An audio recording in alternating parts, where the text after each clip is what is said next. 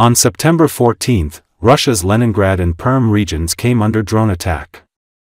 Ukrainian kamikaze drones struck the Kirishi oil refinery in the Leningrad region and the Metafrax Chemicals plant in the Perm region. As a result, explosions and fires broke out at both facilities.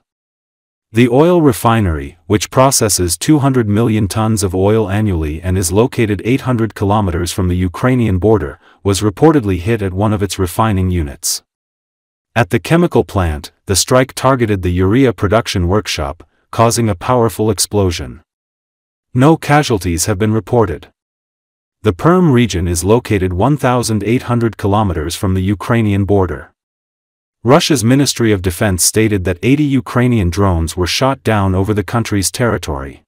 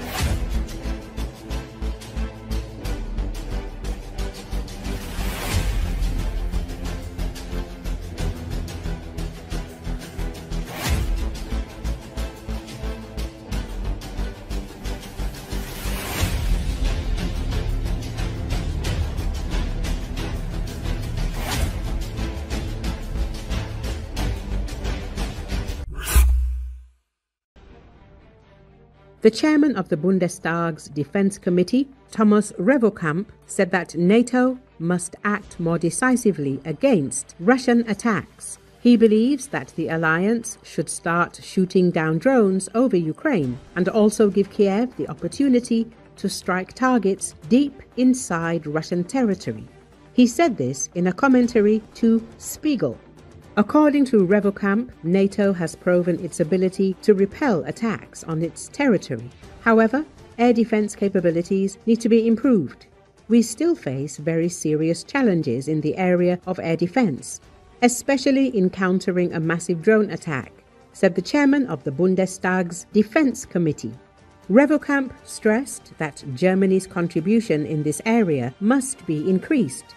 He is also sure that Russia's production facilities and launch pads from which Russian drones are launched must be destroyed.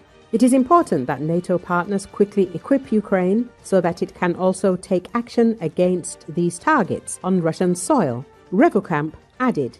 The head of the Bundestag's Defense Committee said that coordination within NATO is needed to determine when the alliance should help shoot down drones in other countries' airspace. In particular, he suggested shooting down drones over Ukraine, but only with its consent. Earlier, Bloomberg, citing a source, wrote that NATO was preparing defensive military measures in response to the Russian drone invasion of Poland. The goal is to strengthen deterrence on the alliance's eastern flank.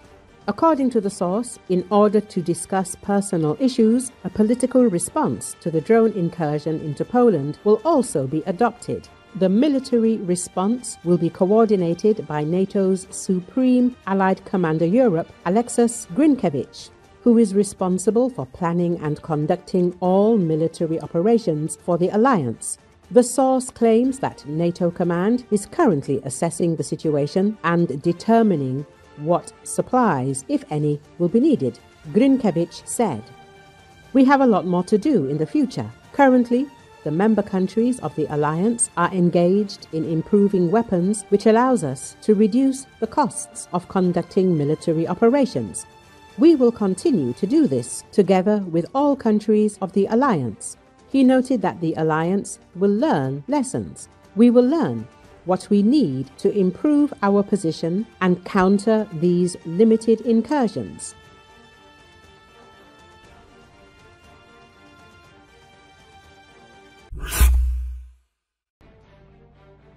The Ukrainian armed forces have carried out a precise strike on a Russian army command post in the village of Voskresenka in the Zaporizhia region. The attack took place on August the 30th and, as has now become known, resulted in significant losses among the enemy's officer corps.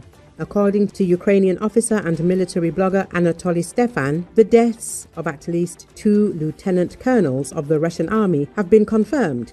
We are talking about Dmitry Pashabekov and Ruslan Shigabutdinov. Obituaries for them appeared several days after the destruction of the command post. In addition, according to monitoring resources tracking the losses of Russian troops, another 15 officers of various levels and 1 private were eliminated in Voskresenka.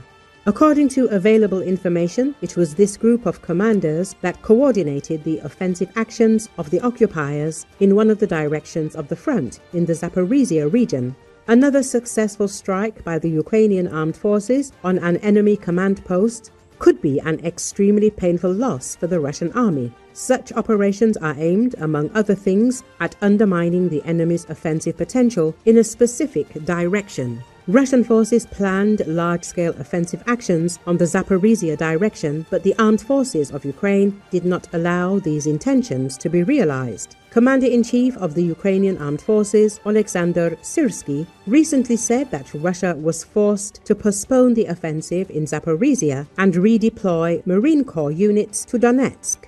In August, the enemy counted on strategic advantage, a breakthrough and encirclement of our troops in the Pokrovsko-Mirnograd agglomeration, and also planned active actions on the Novopavlivka and Zaporizhia directions. However, our forces did not allow these intentions to be realized. According to the Commander-in-Chief, the defense forces did not allow losses of territory on the Gulyapol direction. The main efforts of the Russian forces were concentrated on the Lyman, Dobropilya, Pokrov and Novopavlivka directions, where they used a tactic of advancing through the interpositional space and tried to avoid direct combat. Overall, in August, the invaders' manpower losses amounted to 28,790 personnel, and since the beginning of 2025, 297,350 Russians have been killed or wounded. President of Ukraine, Volodymyr Zelensky, noted that the situation on the front line in the Zaporizhia region remains stable. At the same time, the Russians are increasing the deployment of airborne troops in the Zaporizhia direction, which raises concerns about possible further actions by the enemy.